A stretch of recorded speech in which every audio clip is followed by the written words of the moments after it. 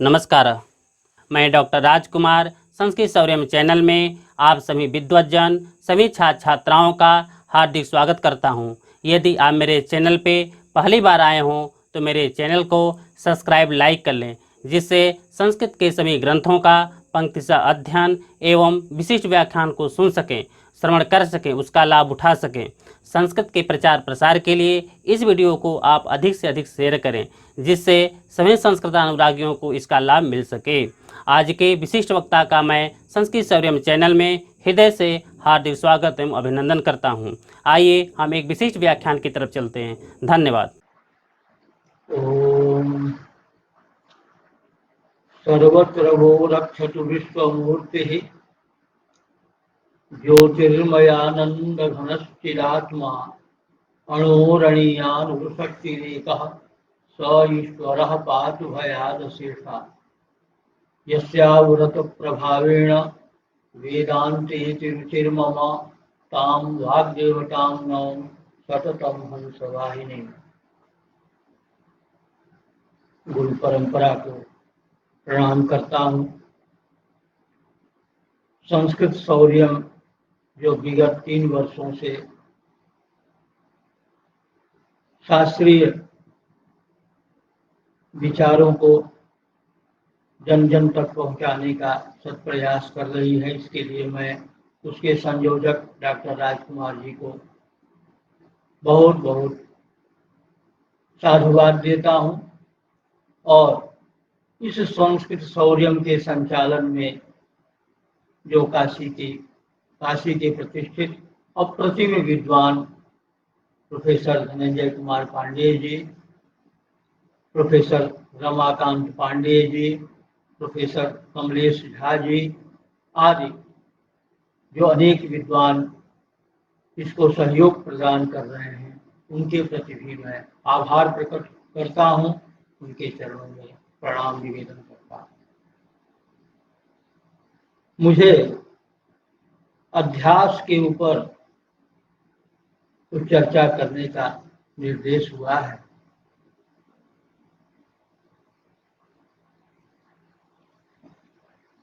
वेदांत दर्शन का महत्व सबको विदित है। वेदांत शब्द से अद्वैत वेदांत का ही ग्रहण होता है।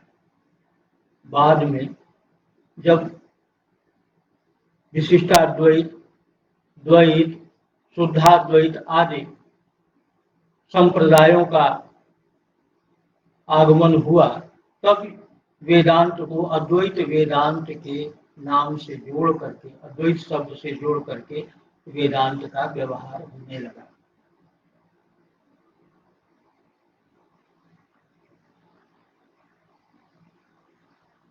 न्याय सिद्धांत बिंदु की व्याख्या न्याय रत्नावली में गौड़ ब्रह्मानंद सरस्वती जी ने लिखा, दर्शनेषु दर्शनीयतमं वेदांत दर्शनम।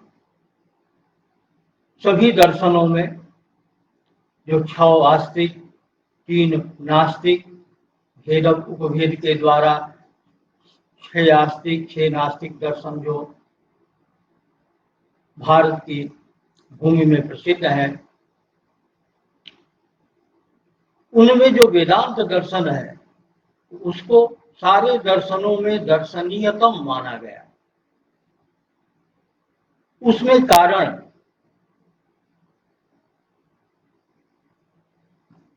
रीते ज्ञाना न मुक्ति ही, ऐसा वेद का आदेश है, उपदेश है कि ज्ञान के बिना मुक्ति नहीं होती।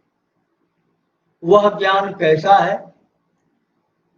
तो स्वस्वरूप का जो बोध है वही वास्तविक ज्ञान है। अपोहम में सहायक कथम इदम जातम को वही कर्तास्य विद्यते। तो मैं कौन हूं, ये संसार की उत्पत्ति कैसे हुई है और इसका कर्ता कौन है। यद्यपि मुख्य ज्ञान आत्मज्ञान है, लेकिन आत्मज्ञान में जो अन्य ज्ञान है वो भी कारण है। इसीलिए अद्वैत सिद्धिकार ने ग्रंथ के आदि में ही प्रतिज्ञा किया, तत्राद्वैत सिद्धे है द्वैत मिथ्यात्व सिद्धि पूर्वकत्वात्,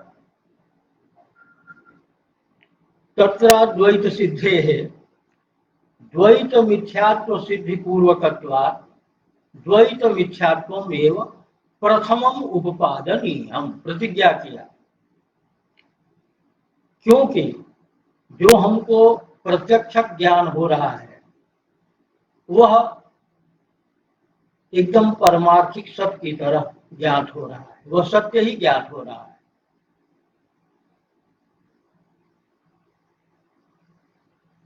सत्य जो वास्तव में जो सत्य पदार्थ है वह आत्मा ही है।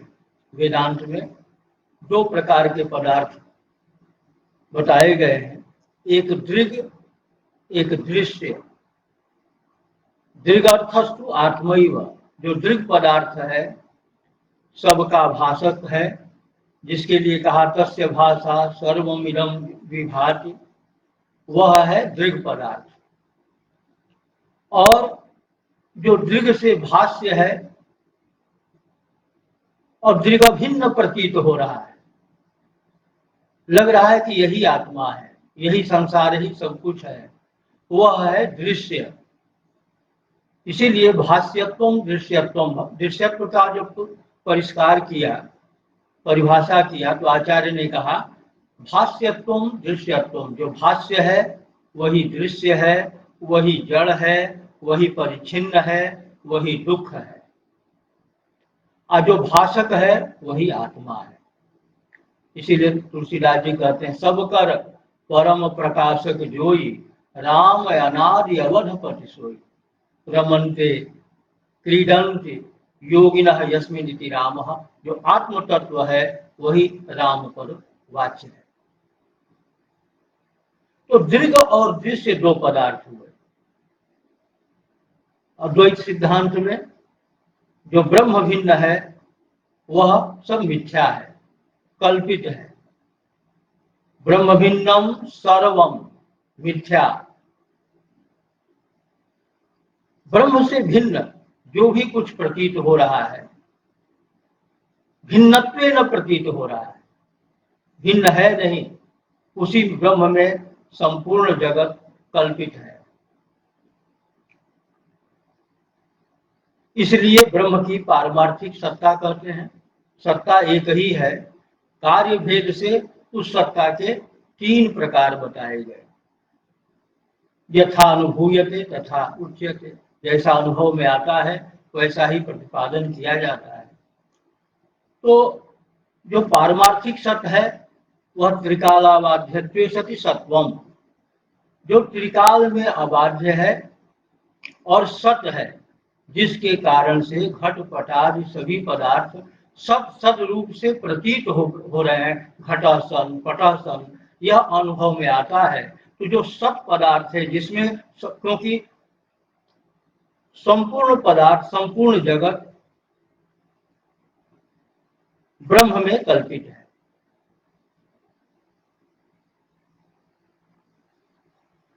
जो प्रतीत हो रहा है उसका कारण है अविद्या।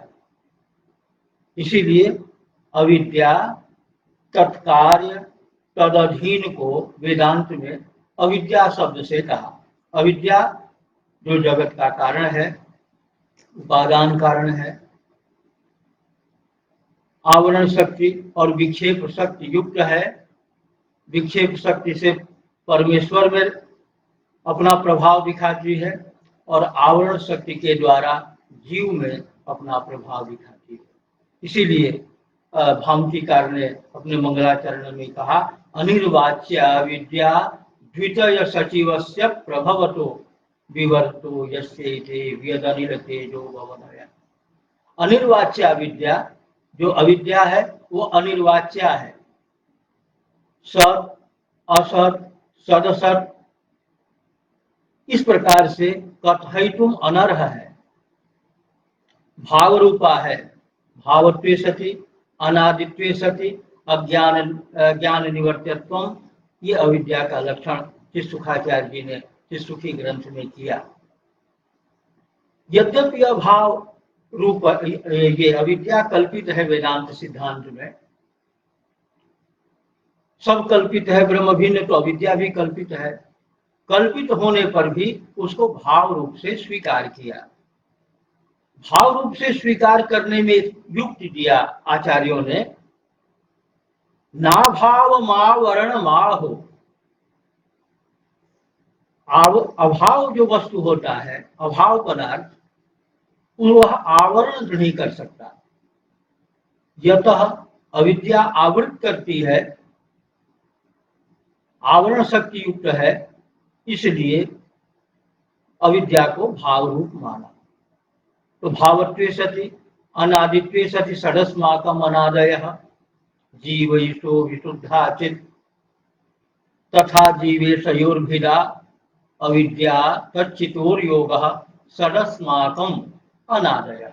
अस्माकम अद्वैती नाम है, अद्वैतियों के यहाँ अद्वैत सिद्धांत में ये 6 अनादि पदार्थ माने गए हैं।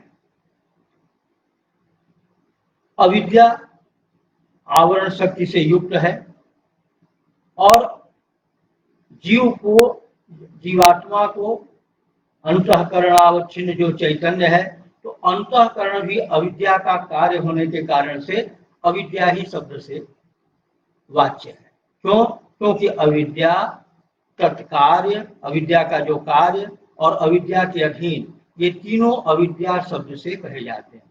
इसीलिए जो जीवत्व है, ईश्वरत्व है, वह भी कल्पित है। जीव का जो स्वरूप है वह ब्रह्म ही है, और जो जीवत्व है उसकी में जो अयम जीवः, यह जो कहा जाता है, वह उसका अविद्या का कल्पित रूप है। अविद्या के कारण से ही, अज्ञान के कारण से ही अध्यास होता है। अविद्या ही एक तरह से अध्यास है, और जो अध्यस्त है ब्रह्म में, जो सब कल्पित है, वह मिथ्या है। इसीलिए अध्यस्तत्वम कल्पितत्वम व मिथ्यात्व, यह मिथ्यात्व का परिष्कृत स्वरूप सामने आता है। अस्तु, तो जब जीव ब्रह्म ही है, तो ब्रह्म से जीव का भेद क्यों हुआ? भेद का कारण क्या है? जीव के बंधन का कारण क्या है? द्वितीयाद वै भयम भवति, भय माने बंध, जन्म मृत्यु, और वह द्वैत भाव से होता है। तो दृक् पदार्थ आत्मा है, दृश्य में सगुण ब्रह्म से लेकर के तिनका तक जो है वो सब जो है दृश्य है, जो भाष्य है, जो ब्रह्म भिन्नत्वेन प्रतीत हो रहा है, जो ब्रह्म में कल्पित है, ब्रह्म से भिन्न भी नहीं है और ब्रह्म से अभिन्न भी नहीं है, ब्रह्म ही है। इसीलिए जब जीव ब्रह्म के स्वरूप का प्रतिपादन करते हैं भामतीकार, तो कहते हैं कि नाहम अभेदम अवोचाम, हम जीव ब्रह्म के अभेद का प्रतिपादन नहीं कर रहे हैं, अपितु भेद का भेदम निषेधावह, हम जीव ब्रह्म का जो भेद है उसका निषेध कर रहे हैं कि जीव ब्रह्म में कभी भेद नहीं है, और जो भेद है वह कल्पित है, वह भ्रम है, वह अध्यास है, वह वस्तु में अवस्तु का आरोप है। दृश्य, यह जो द्वैत है, इसीलिए आचार्य मधुसूदन सरस्वती स्वामी चरण ने कहा, माया कल्पित मातृता मुखमृषा द्वैत प्रपंचाश्रय। यह जो प्रमातृत्व है, यह जो जीवत्व है, यह माया कल्पित है। माया की ही सात्विक सत्व प्रधान जो माया है, शुद्ध सत्व प्रधाना और मलिन सत्व प्रधान भेद करके उसको विक्षेप शक्ति और आवरण शक्ति के रूप में परिभाषित किया गया। तो माया कल्पित मातृता, यह जो प्रमातृत्व है, जीवत्व है, यह माया के द्वारा कल्पित है। और प्रपंच और द्वैत दो पदार्थ हैं। दृश्य के भी दो भेद कर दिया, एक द्वैत और एक प्रपंच। द्वैत प्रपंचाश्रय, द्वैत का अर्थ है नाम रूपात्मक जो जगत है, जो नाम रूप से जाना जाए वह द्वैत है। और नाम भी कल्पित होता है, रूप भी कल्पित है, इसीलिए द्वैत मिथ्यात्व सिद्ध होता है। तो द्वैत नाम रूपात्मक, और जो प्रपंच है, पचि विस्तारे धातु से प्रपंच शब्द की निष्पत्ति किया। जो व्यक्त जगत है, जो अव्यक्त जगत है, जगत दो प्रकार का है, व्यक्ताव्यक्त जगत, और दोनों जो है वह ब्रह्म में कल्पित है, अधिष्ठित है।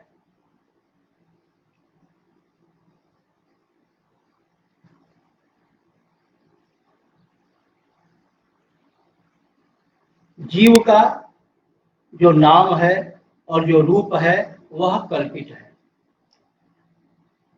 अध्यास के कारण से, अज्ञान के कारण से, अविद्या के आवरण शक्ति के प्रभाव से वह अपने को शुद्ध बुद्ध मुक्त न समझ करके अशुद्ध, बद्ध और शुद्ध अशुद्ध समझता है, अज्ञानी समझता है अपने को, और बद्ध समझता है। अज्ञान को आवरण के रूप में बताया। अब यहाँ ये प्रश्न आता है कि जो व्यापक वस्तु है वह व्याप्य वस्तु को आवृत करती है या आवृत करता है। ब्रह्म जब व्यापक है तो ब्रह्म को अंतःकरणावच्छिन्न चैतन्य, जीव शब्द जीव पद वाच्य है, तो जीव को आवृत कैसे करता है? क्योंकि व्याप्य वस्तु, व्यापक वस्तु का, क्योंकि जीव का जो वास्तविक स्वरूप है वह तो आत्मा ही है, व्यापक है। इसीलिए उसको विष्णु शब्द से भी कहा, विष्णु विकल्पोज्झित, जो व्यापक चैतन्य है वही विष्णु पदवाच्य है। तब वहां आचार्य चरण उपदेश करते हैं, गुरुदेव ने बताया, अन्यथा बुद्धिकारित्वम आवरणत्वम। अविद्या जैसे चद्दर से या किसी ढकने योग्य पदार्थ से किसी वस्तु को ढक दिया जाता है, वैसे जो है वह आवृत नहीं करती है चैतन्य को, अपितु जो जीव है उसके मन को आवृत करती है। आवृत करने का फल क्या होता है कि उसको विपरीत बुद्धि करा देती है, उसको बद्ध बता देती है, उसको जो है वह अज्ञानी रूप से अनुभव कराने लगती है। और यही जो ज्ञान है, क्योंकि ज्ञान दो प्रकार का है, एक परमात्मक एक अप्रमात्मक, एक परमात्मक एक भ्रमात्मक, यह जो भ्रम ज्ञान है यही जीव के बंधन में कारण है। इसीलिए यह अध्यास क्या है, किसको अध्यास कहा जाए, यह प्रसंग उपस्थित होता है। इसीलिए जो कुछ लोग आक्षेप करते हैं कि आचार्य शंकर ने जब भाष्य रचना शुरू किया अथातो ब्रह्म जिज्ञासा इस सूत्र का, तो उनको सूत्रस्थम पदम आदाय वाक्यम सूत्रानुसारिभिः स्वपदानि च वर्ण्यन्ते भाष्यम भाष्य कृतो विदुः।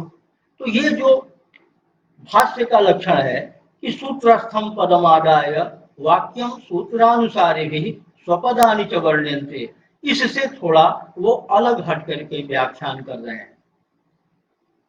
उनको अथ शब्द का अर्थ बताना चाहिए था, फिर अतः शब्द का, इस प्रकार से सूत्र की व्याख्या करनी चाहिए थी। लेकिन इस प्रक्रिया को छोड़ करके आचार्य ने अध्यास का निर्वचन शुरू कर दिया।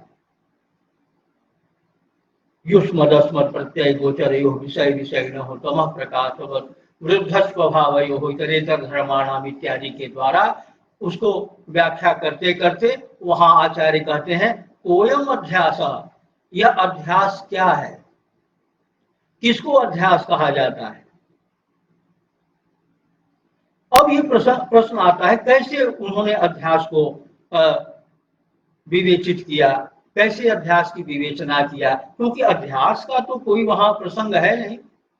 तब व्याख्याकार कहते हैं अथ साधन चतुष्टयानंतरम, साधन चतुष्टयानंतरम नहीं, साधन चतुष्टय संपत्त्यनंतरम यतः यतः स्वज्ञाना स्वस्वरूपाभाने स्वस्वरूपाभावे स्वस्वरूप ज्ञानाभावे बंधः, स्वस्वरूप ज्ञानम नास्ति अतः बंधः।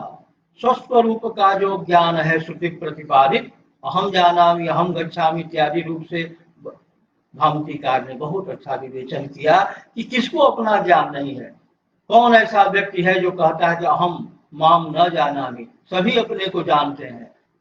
अच्छा ठीक है, लेकिन जैसा श्रुति प्रतिपादित शुद्ध बुद्ध मुक्त स्वभाव शरीर इंद्रिय मन बुद्धि प्राण इत्यादि से व्यतिरिक्त जो आत्मा का स्वरूप है उस प्रकार से बोध हमको नहीं हो रहा है।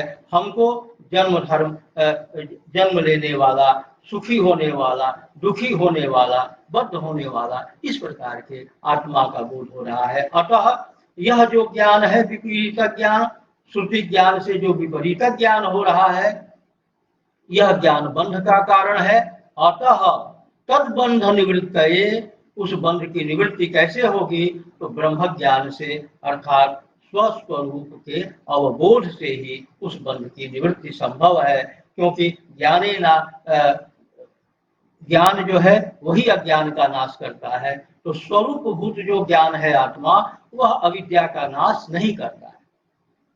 स्वरूप भूत जो ज्ञान है न तो वह अविद्या का नाशक है और न ही उसका जो है संयोजक है, वह तटस्थ है। जब वही वृत्त्यारूढ़ होता है तब वह आवरण का नाश करता है, न कि ज्ञान की उत्पत्ति करता है। यदि ज्ञान से आत्मज्ञान ब्रह्म ज्ञान से आत्मज्ञान उत्पन्न होता तो वह भी यज्ञादि की तरह अनित्य होता। इसलिए वहां आवरण का नाश करने में ही वृत्ति की उपयोगिता है। आवरण का नाश करके वृत्ति स्वयं भी नष्ट हो जाती है। कटकरजन न्यायेन, जैसे फिटकिरी गंदे जल में डाल दिया जाता है तो वह सारे गंदगी को भी नीचे स्थापित करता है पात्र में और स्वयं भी स्थापित हो जाता है। उसके लिए अब किसी अन्य उपकरण की आवश्यकता नहीं होती। उसी प्रकार से जो शुद्ध बुद्ध मुक्त स्वभाव इत्याकारक जो अखंड चित्तवृत्ति है उसके द्वारा, इस चित्तवृत्ति के द्वारा जो आवरण का नाश होता है, तत्वमसि के उपदेश के अनंतर जो आत्म साक्षात्कार होता है, तत्साक्षात्कार से जो आवरण का नाश होता है, वृत्ति आवरण का भी नाश करती है और स्वयं भी अपने नष्ट हो जाती है। वही ज्ञान जो है अज्ञान का नाशक है। तो वह जो अध्यास है जिसके कारण से हमको विपरीत बुद्धि हो गई है वह क्या है, इसलिए आचार्यों को अध्यास के विवेचन की आवश्यकता पड़ी और प्रवृत्त हुए आचार्य कि पहले अध्यास को जो है वह विवेचित किया जाए। एक प्रश्न आता है हमारे सामने कि जब ज्ञान से ही अज्ञान की निवृत्ति होती है तो सीधे सीधे ज्ञान पदार्थ को बता दें और हम ज्ञाननिष्ठ हो जाए। ये संसार को दृश्य पदार्थ का इतना विवेचन किया, इसके स्वरूप का विवेचन किया, इसको जो है मिथ्या बताया, इसको जो है क्षणिक बताया, इसके बताने का प्रयोजन क्या है। शास्त्र में दो प्रकार से व्यक्ति को उपदेश किया गया है, एक विधेय मुखेन और एक निषेध मुखेन। तो जो निषेध के लिए जिन वाक्यों का प्रयोग हुआ है वह अनास्था के लिए, यन्निंद्यते तन्निषिध्यते, जिसकी निंदा की जाती है उसी का निषेध किया जाता है। ये संसार के, पुत्र के, स्त्री के निंदा के लिए शास्त्र प्रवृत्त नहीं है, अपितु निंदा नहीं, निंदा निंदितुम प्रवृत्त अपितु विधेयम स्तोतुम, जैसा कि खंडन खंड खाद्यकार श्री श्री हर्ष मिश्र जी ने खंडन खंड खाद्य में कहा कि नहीं निंदा निंदितुम प्रवृत्त अपितु विधेयम स्तोतुम। जो निंदा वाक्य है, जैसे कहा बर्हिषि रजतम न देयम, यज्ञ में रजत का दान न करे, तो वहां कहा यद रुद्रो रोदित, जो रुद्र रोए तद रजतम, इस प्रकार से उसके निंदा किया। ये भी अर्थवाद वाक्य है। स्तुति निंदा परक जो वाक्य होते हैं उपनिषद या वेद के, उनको अर्थवाद वाक्य कहा जाता है। तो जब कहा कि यह रुद्र जो रोए वही जो है रजत है, तो वहां रजत के निंदा में तात्पर्य नहीं है, अपितु निंदा के द्वारा उसको देने का निषेध करके स्वर्ण दान में प्रवृत्ति कराना वहां शास्त्र का प्रयोजन। उसी प्रकार से संसार को यदि हम सत्य समझेंगे, आमरण धर्मा समझेंगे, पारमार्थिक सत्य समझेंगे, तो हम इसी में आसक्त होंगे, और आसक्ति ही बंधन है। तो बंधन आसक्ति न हो, निरासक्त मन बनाने के लिए, क्योंकि यदि मन में वैराग्य नहीं होगा तो हम अपने स्वरूप को जानने में प्रवृत्त नहीं होंगे। वैराग्य जो है ज्ञान में हेतु है, आत्मज्ञान में परम हेतु जो है वैराग्य है। इसीलिए जो श्री पशुपतिनाथ बाबा जी, स्वनाम धन्य प्रातः स्मरणी महान आत्मविद, वो कहते थे कि ये आत्मज्ञान जो है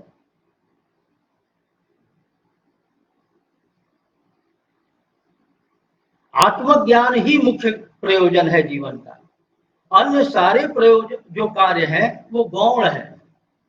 इसीलिए गीता में कहा भगवान ने, अनन्यांश चिंतयन्तो माम ये जनाः पर्युपासते तेषां नित्याभियुक्तानां योगक्षेमं वहाम्यहम्। तो हम योगक्षेम के लिए ही ज्यादा अपना समय न दें, इसके लिए शास्त्र में ये सब निंदा किया। जो अश्रुत वेदांत है, अकृत आत्म साक्षात्कारवान है, जिसको आत्मज्ञान नहीं हुआ है, वह जगत को परमार्थ सत्य समझता है।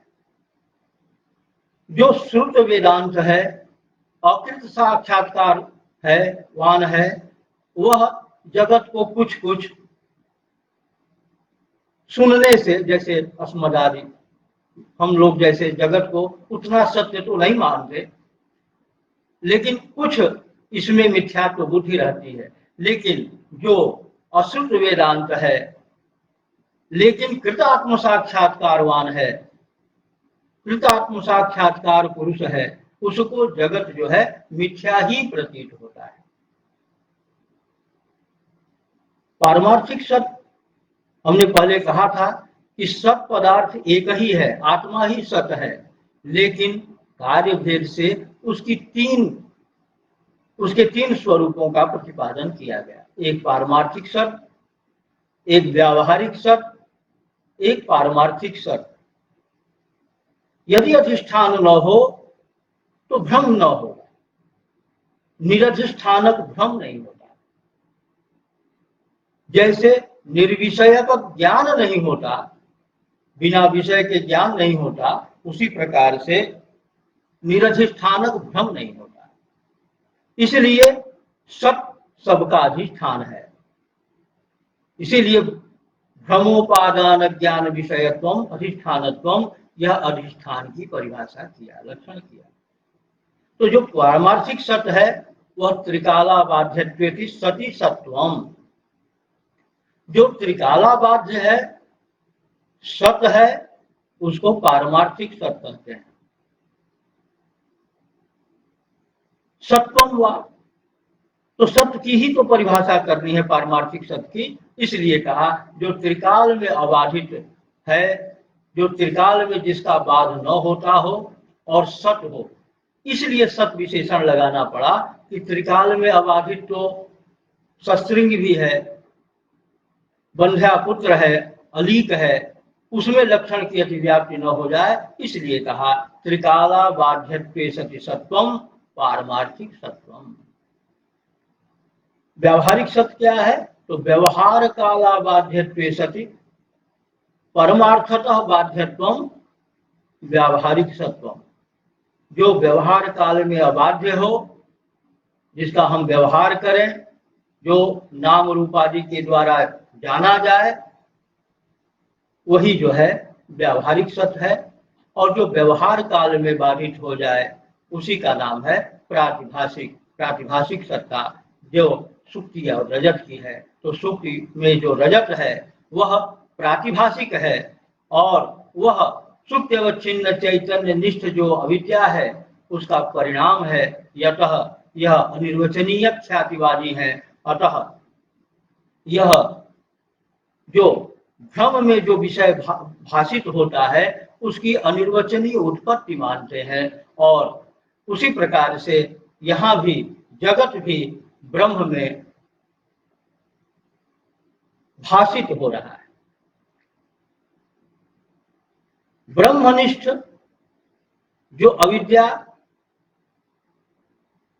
उस अविद्या के कार्य के रूप में यह जगत है, और जब अधिष्ठान तत्व साक्षात्कार हो जाता है तो यह भ्रम निवृत्त हो जाता है, और यही आत्मबोध है।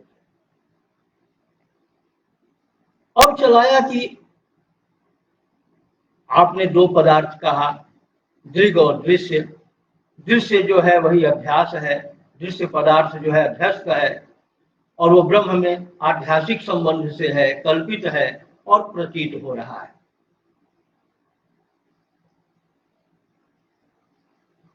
जो पदार्थ होता है उसका निर्वचन लक्षण प्रमाण के द्वारा किया जाता है। इसीलिए कहा लक्षण प्रमाणाभ्याम भवति वस्तु सिद्धि। लक्षण और प्रमाण के द्वारा वस्तु का निश्चय किया जाता है। लक्षण असाधारण धर्म को कहते हैं। किसी भी वस्तु के असाधारण धर्म का नाम है लक्षण। असाधारण धर्मो लक्षणम। लक्षणे असाधारण्यंच लक्ष्यतावच्छेदक समनीय तत्वम। लक्ष्य मात्र में रहने वाला जो धर्म है उसी को लक्षण कहा जाता है। जहां जहां पृथ्वी है, जहां जहां जब तटस्थ लक्षण बनाएंगे तो जहां जहां गंध है वहां वहां पृथ्वी है, क्योंकि पृथ्वी का तटस्थ लक्षण ही संभव है। वह स्वरूप लक्षण तो उसका गंध होगा नहीं, क्योंकि उत्पत्तिकालिक जो पृथ्वी है वह निर्गुण निष्क्रिय रहती है। जब द्रव्य उत्पन्न होगा तब उसमें गुण का आधान होगा, इसलिए तटस्थ लक्षण के द्वारा उसका प्रतिपादन किया जाता है। इसीलिए जन्माद्य से यतः में जो अथातो ब्रह्म जिज्ञासा के द्वारा जब जिस ब्रह्म का निरूपण किया तो वह ब्रह्म लक्षण प्रमाण के जो द्वारा जाना जाएगा। तो वह लक्षण क्या है? तो तटस्थ लक्षण ब्रह्म का वहां करते हैं कि यतो वा इमानि भूतानि जायन्ते जगत जन्माद्यस्य यतः। जन्म आदि अस्य नाम रूपात्मकस्य जगतः यतः यस्मात्। जिस ब्रह्म से इस नाम रूप जगत की उत्पत्ति हुई है उसी का नाम है, उसी पदार्थ का नाम है ब्रह्म। अब यहाँ भ्रम होने लगता कि ब्रह्म कोई, जैसे वृक्षात् पत्राणि पतन्ति निस्सरन्ति, तो ब्रह्म कोई पदार्थ है, व्याप्य पदार्थ है, परिच्छिन्न पदार्थ है, और उससे जगत की उत्पत्ति हुई है। जैसे अग्नि से विस्फुलिंग उत्पन्न होता है। इस भ्रम की, इस अज्ञान की निवृत्ति के लिए, इस भ्रम की निवृत्ति के लिए वहां आचार्य ने एक और व्याख्या किया, यस्मिन् इति यतः। दोनों जगह प्रयोग होता है, पंचमी भी और सप्तमी भी। तो यतः माने यस्मादिति यतः, यस्मिन् इति यतः। यस्मिन् ब्रह्मणि जगतः उत्पत्ति स्थिति लयश्च। जिस ब्रह्म में जगत की उत्पत्ति, जगत की स्थिति और जगत का लय होता है, उसी का नाम है ब्रह्म। तो ये ब्रह्म का तटस्थ लक्षण हुआ। असत्यम ज्ञानम अनंतम ब्रह्म इत्यादि के द्वारा ब्रह्म के स्वरूप लक्षण का विवेचन किया गया। अस्तु, तो लक्षण प्रमाण के द्वारा वस्तु का निश्चय होता है। लक्षण का प्रयोजन क्या है? तो कहते हैं व्यावृत्तिर व्यवहारो वा लक्षण से प्रयोजनम।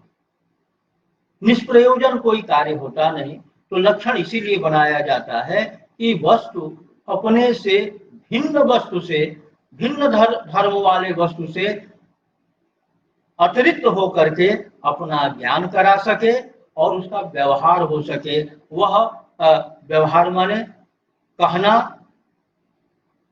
उसको किसी शब्द नाम के द्वारा कहना, किसी रूप के द्वारा जानना, यही जो है व्यवहार है। और आनयन नयन, और ले आना ले जाना। जैसे अयम घटः, यह घट है, तो यह घट का नाम है, और जो कम्बुक क्रियादिमान है वह उसका रूप है, और उसके द्वारा जलादिहरण जो है व्यवहार है। इस प्रकार से प्रत्येक वस्तु जो है अपने लक्षण के द्वारा जाना जाता है और व्यवहृत होता है, और प्रमाण के द्वारा वस्तु के सत्ता का निश्चय होता है। यदि सश्रृंग का कोई लक्षण कर दे, प्रतीयमानत्वम, सस का चित्र बना दिया, उसमें श्रृंग भी बना दिया, और कहे कि प्रतीयमानत्वम सश्रृंगत्वम, जैसे जगत प्रतीत हो रहा है वैसे सश्रृंग भी प्रतीत हो रहा है। कहा ठीक है, वह सस में श्रृंगित्व प्रसिद्ध है। सस को श्रृंग त्रिकाल में नहीं होता, कल्पना करके, तो इसीलिए उसको विकल्पाक्षा वृत्ति का विषय माना कि हम कहने, ज्ञान के लिए कोई नहीं रोक सकता। ज्ञान के लिए तो कोई कह सकता है कि मेरे अंगुली के अग्रभाग में 100 हाथी नृत्य कर रहे हैं, तो ये तो कहने के लिए तो कोई नहीं रोक सकता। ज्ञानम अधिकम ज्ञेयम अल्पम, तो ज्ञान को कोई नहीं रोक सकता, कहने के लिए तो कहा जा सकता है, लेकिन वह कहा गया प्रमाण सिद्ध है कि नहीं है, यह प्रमाण के द्वारा निश्चय होता है। तो प्रमाण के द्वारा वस्तु के सत्ता का निश्चय होता है कि वस्तु है। कोयम अध्यासो नाम, जिस अध्यास की इतनी विवेचना की गई है, जिस अध्यास के कारण से बंध है, जिस अध्यास के कारण से जीव जो है वह अपने को सुखी दुखी समझ रहा है, उस बंध का स्वरूप क्या है, हम कैसे जाने कि अध्यास क्या है? तब कहते हैं स्मृति रूप परत्र पूर्व दृष्टावभाषा अध्यास। यह जो स्मृति की तरह है, स्मृति रूपम इव रूपम यस्य, स्मृति नहीं है, स्मृति की तरह है, और अन्यत्र किसी अन्य वस्तु में उससे भिन्न वस्तु का जो बोध है, भिन्न धर्म वाले वस्तु का जो बोध है, रजत में जो रजत का ज्ञान है वह संवादी ज्ञान है। रजत में, सुक्तिका में जो रजत का ज्ञान है वह विसंवादी ज्ञान है। तो संवादी ज्ञान भी तो परत्र पूर्व दृष्टावभाषा होगा। एक रजत को बाजार में देखा, दूसरे दुकान में भी देख रहे हैं, तो वहां भी अध्यास का लक्षण चला जाएगा। इसलिए परत्र पूर्व दृष्टावभाषा अध्यास। प्रतिभिज्ञा भी परत्र पूर्व दृष्टावभास है। प्रतिभिज्ञा जो स्वयं देवदत्त ज्ञान होता है, वह ज्ञान तत्कालिक देवदत्त का स्मरण होता है, और एतत्कालिक देवदत्त का प्रत्यक्ष होता है। जहां स्मरणात्मक ज्ञान नहीं होता, केवल प्रत्यक्ष होता है, इंद्रियार्थ सन्निकर्ष जन्य जब ज्ञान होता है, उस ज्ञान को अयम घटः, यह प्रत्यक्ष ज्ञान है। और जिस ज्ञान में स्मरणात्मक और प्रत्यक्षात्मक दोनों प्रकार का बोध होने लगे, ऐसे ज्ञान को प्रत्यभिज्ञा ज्ञान कहा है। तत्ते दंतोल्लेखनी बुद्धि प्रत्यभिज्ञा, जिसमें तत्काल का स्मरण हो, तत्कालिक वस्तु का स्मरणात्मक ज्ञान हो, और तत्कालिक वस्तु का प्रत्यक्षात्मक ज्ञान हो, जब दोनों ज्ञान एक जगह एक वस्तु में हो, दोनों प्रकार के ज्ञान हो, ऐसे ज्ञान को प्रतिभिज्ञा कहते हैं। तो कहे कि प्रतिभिज्ञा में भी अध्यास का लक्षण अतिव्याप्त न हो जाए, इसलिए कहा स्मृति रूप परत्र पूर्व दृष्टावभास अध्यास। स्मृति की तरह हो, अन्य वस्तु में अन्य वस्तु का जो बोध है, ज्ञान है, उसी का नाम है अध्यास। अधि उपसर्ग जो आस धातु है, रहना जिसका अर्थ है, उससे घय प्रत्यय करके अध्यास शब्द की निरुक्ति होती है। अधिरूह्य तिष्ठति अध्यास अथवा अधिकृत्य तिष्ठति अध्यास। किसी वस्तु के धर्म का संप्रमोश करके अपने धर्म का अवभाषण करा देना, यही अध्यास है। और इसी अध्यास को अनिर्वचनीय शब्द से भी कहा है, और उसी अनिर्वचनीय शब्द को मिथ्या शब्द से भी कहा है। इसीलिए सुक्तिका में जो रजत का ज्ञान होता है, वहां सुक्त्यवच्छिन्न चैतन्य, क्योंकि वेदांती के यहाँ संपूर्ण पदार्थ अपने अधिष्ठान में कल्पित हैं। सबका अधिष्ठान ब्रह्म है, उसी ब्रह्म में घट भी कल्पित है, उसी ब्रह्म में सुक्ति भी कल्पित है। तो उसी ब्रह्म में उसको मान लिया जाए, तब कहते कि नहीं, यह तूला विद्या का परिणाम है, और यह जो घटपट आदि हैं वह मूला विद्या के परिणाम है। तो जो तूला विद्या का परिणाम है वह सुक्ति अवच्छिन्न चैतन्य, सुक्ति अपने अवच्छिन्न चैतन्य में कल्पित है। तो सुक्ति से अवच्छिन्न जो चैतन्य, उस चैतन्य निष्ठ जो अविद्या, क्योंकि अविद्या जड़ को अपना आश्रय नहीं बनाती, आश्रयत्व विषयत्व भागनी निर्विभाग चितिरेव केवला, वह आश्रय चैतन्य ही होगा। अविद्या जड़ है, और जड़ को वह आश्रय बना नहीं सकती, क्योंकि जड़ को यदि आश्रय बनाए तो उसका प्रयोजन सिद्ध नहीं होगा। उसमें क्रिया इत्यादि वह जगत की उत्पत्ति में भ्रम ज्ञान और भ्रमात्मक वस्तु के उत्पत्ति में कारण नहीं हो पाएगी। इसलिए कहा कि सुक्त्यवच्छिन्न चैतन्य निष्ठ या विद्या, सा वही अविद्या रजताकारेण, रजत के आकार से, और रजत ज्ञानाभासाकारेण च परिणमते, वह रजत और रजत ज्ञानाभास के रूप में परिणत होती है।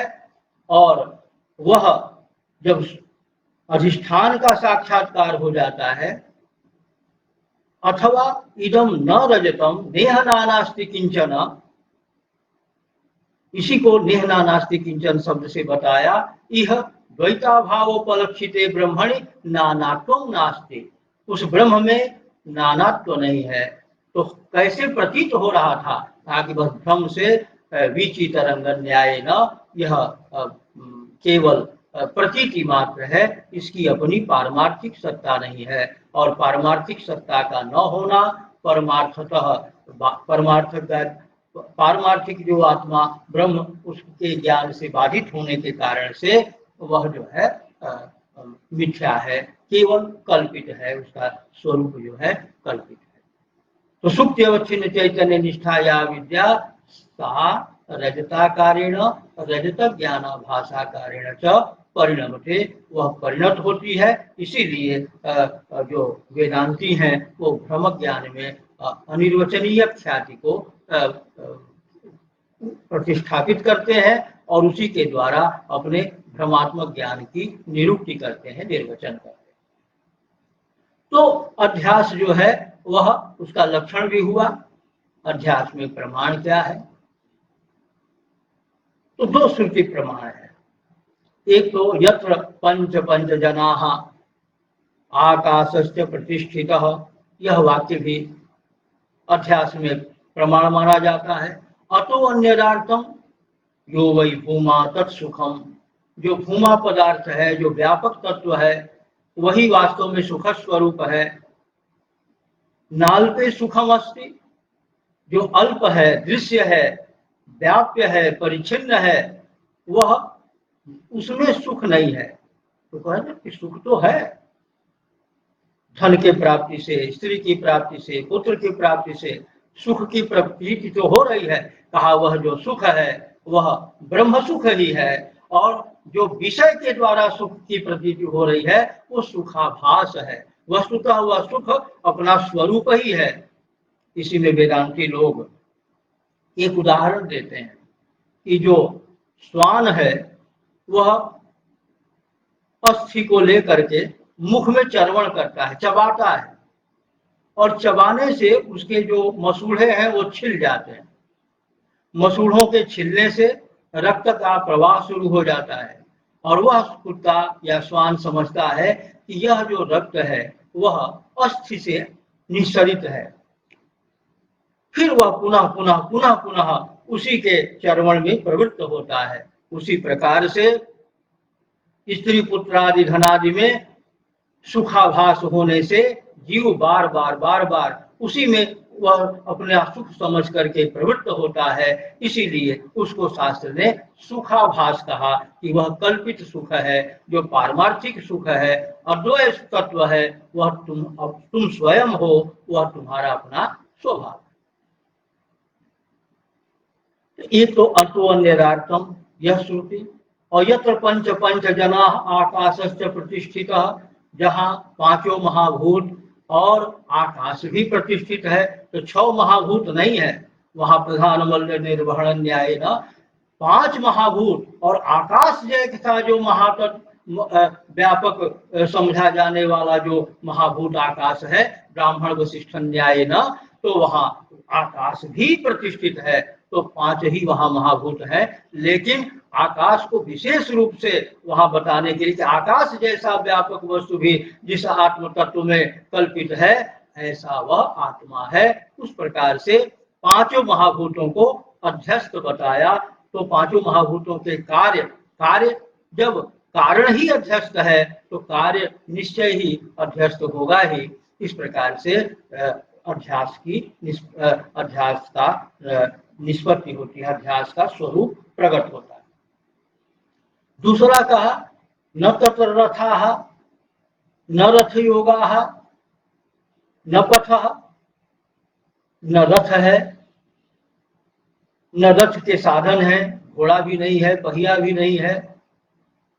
अथ पथस्सृजते, और वहां रास्ता भी बन जाता है, घोड़ा भी आ जाता है, सवारी भी करने वाला आ जाता है, स्वयं वह व्यक्ति सवारी भी करने लगता है। तो यह क्या है? ये भी अभ्यास है, ये भी अभ्यास में प्रमाण है कि स्वप्न जो है वह अध्यस्त है।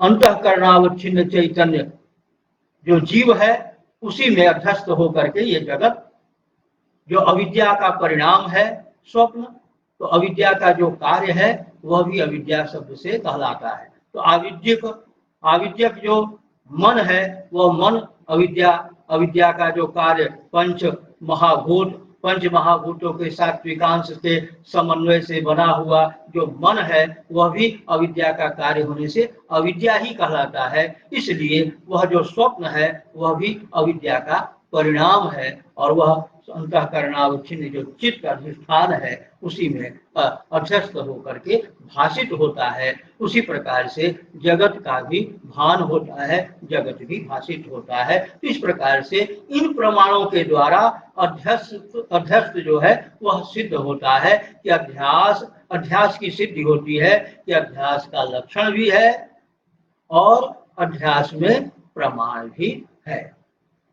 तो लक्षण प्रमाणाभ्याम वस्तु सिद्धि ही, तो लक्षण प्रमाण के द्वारा जो वस्तु का निश्चय होता है, यह जो आचार्य का प्रतिज्ञा है वह प्रतिज्ञा भी सिद्ध होता है कि हम स्मृति रूप आचार्य का जो वचन है उसके द्वारा और श्रुति वाक्यों के द्वारा, क्योंकि हम किसी भी वस्तु के, चाहे वह सत हो असत हो, उसके सिद्धि के लिए श्रुति को प्रमाण रूपेण स्वीकार करते हैं।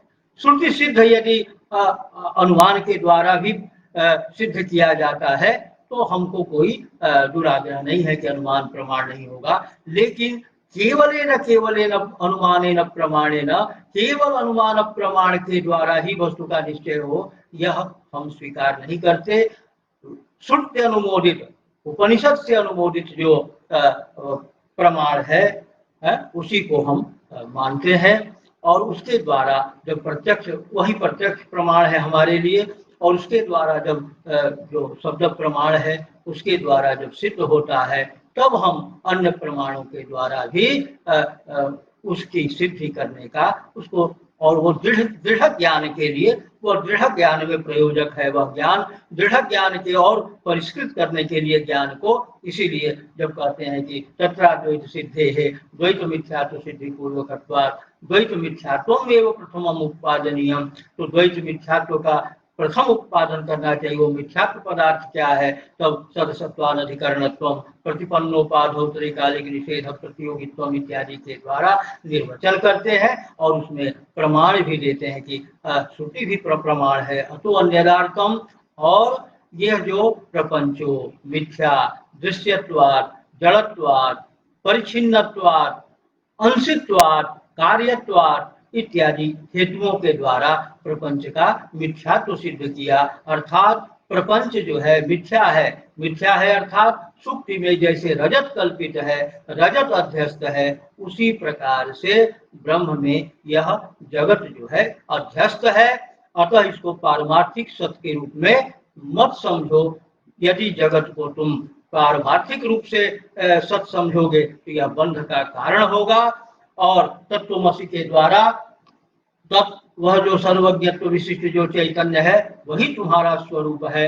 तत्वमसि यह जो महावाक्य है, महावाक्य आजकल अनेक महावाक्यों को लोग, अनेक श्रुति वाक्यों को महावाक्य के रूप में प्रतिपादित कर दे रहे हैं। यद्यपि उनको महावाक्य नहीं कहा जाना चाहिए। वेदांत में महावाक्य जो है वह पारिभाषिक है। महावाक्य का अर्थ है ऐसे वाक्य जिनके द्वारा मूला विद्या का उच्छेद हो, उसी को महावाक्य कहा जाता है। और अयम घटः अयम पटः इत्यादि जो है वाक्य है, इससे तुला विद्या का नाश होता है। और जो मूला विद्या का नाशक ये होने के कारण से यह महावाक्य कहलाता है। इसीलिए प्रज्ञानम ब्रह्म, अयम आत्मा ब्रह्म और तत्वमसि, ये तीन जो महावाक्य हैं ये उपदेश महावाक्य हैं। और ये श्रवण मनन और निधिध्यासन के लिए है। और जो अहम ब्रह्मास्मि यह महावाक्य है, यह अनुभव महावाक्य है। इसीलिए जब अहम ब्रह्मास्मि इस महावाक्य का व्याख्यान करने के लिए स्वामी सदानंद सरस्वती जी जब प्रवृत्त होते हैं वेदांत सार में, तो कहते हैं इदानीम अनुभव महावाक्यार्थो वर्ण्यते, अर्थात ये जो तीनों महावाक्य हैं यह उपदेश महावाक्य है। और जो अहम ब्रह्मास्मि यह महावाक्य है वह अनुभव महावाक्य है। तो अहम ब्रह्मास्मि ज्ञान में मैं शुद्ध बुद्ध हूँ, मैं ब्रह्मा भिन्न हूँ, यह जो ज्ञान है उसमें प्रतिबंधक अध्यास है। अतः जगत में जो ब्रह्म का अध्यास हो गया है, जगत को जो हम शुद्ध बुद्ध मुक्त स्वभाव मानने लगे हैं, उसको हटाने के लिए हम शास्त्र ने जगत को आध्यासिक कहा, जगत की निंदा किया, जिससे कि हम इसको सत्य समझ करके इसमें हमारी प्रवृत्ति न हो। क्योंकि यह निंद्यते तन निषिध्यते, जो निंदित होता है वह निषिद्ध होता है, वो अग्राह्य होता है। और जो स्तुत होता है, जिसकी स्तुति की जाती है, यत् स्तूयते तद विधीयते, जिसकी स्तुति की जाती है वह विधेय होता है, वह ग्राह्य होता है। तो संसार को जो आभास कहा और संसार को जो मिथ्या कहा, वह संसार में विरक्ति के लिए और स्वरूप के ज्ञान में अनुरक्ति के लिए। इन्हीं शब्दों के साथ संक्षेप में अध्यास के विषय में किंचित आप सभी सुधी जनों के समक्ष निवेदन करते हुए अध्यास के ऊपर फिर संसर्गाध्यास इत्यादि बहुत विवेचन शास्त्रों में किया है। और उसमें भी अहम गौरः अहम स्थूलः होता है। और दो प्रकार का भी ज्ञान होता है। ये चैतन्य का जो शरीर में अध्यस्त होने पर भी अहम कारण होता है, लेकिन अहम नेत्रे नहीं होता, मम नेत्रे होता है। तो कहीं कहीं अभेद रूप से बोध हो रहा है, कहीं कहीं भेद पूर्वक ज्ञान हो रहा है। बहुत से विवेचनीय विषय है। कहाँ क्योंकि वहां भी अहम कारण की तरह अहम नेत्रे होना चाहिए था, अहम गौरः स्थूलः की तरह है, अहम गच्छामि की तरह मम नेत्रे है, मम देह, इस प्रकार का जैसे ज्ञान होता है तो अहम देह होना चाहिए, नहीं होता है। इसमें अनुभवादि प्रमाण है, उनका शास्त्रों में बहुत ही विस्तृत रूप से विवेचन किया गया है।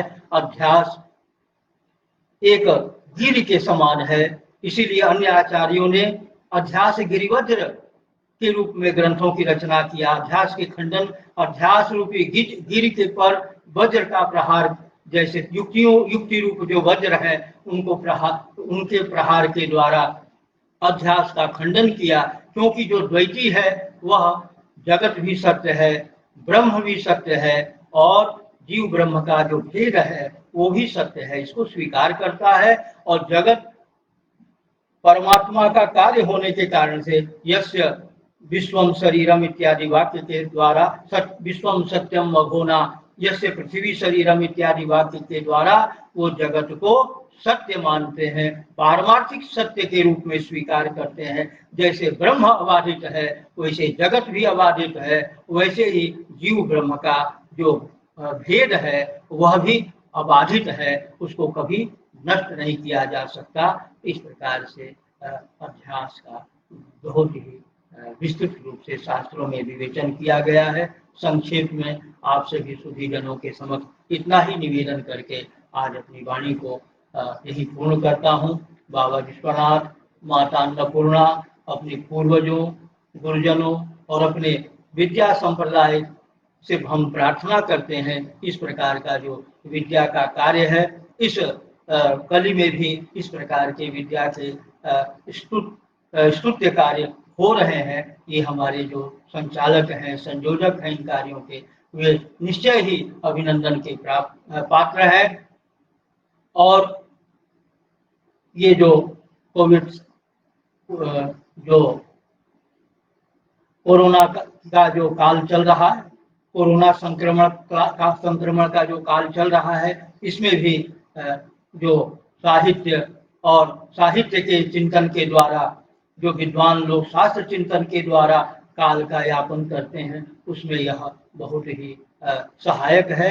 मैं बार बार बाबा विश्वनाथ, माता अन्नपूर्णा के चरणों में निवेदन करता हूँ कि यह कार्य सतत चलता रहे, निर्बाध रूप से चलता रहे, निर्विघ्न रूप से चलता रहे। और डॉक्टर राजकुमार जी को भी मैं साधुवाद देता हूँ, कुछ शास्त्र के चिंतन में एक आहुति देने का उन्होंने एक अवसर प्रदान किया, इसके लिए उनको बार बार साधुवाद देते हैं और सभी सुखीजनों का अभिनंदन करते हुए यही अपनी वाणी को पूर्ण करते हैं। ओम पूर्णमदः पूर्णमिदं पूर्णात् पूर्णमुदच्यते पूर्णस्य पूर्णमादाय पूर्णमेवावशिष्यते। ओम शांति शांति।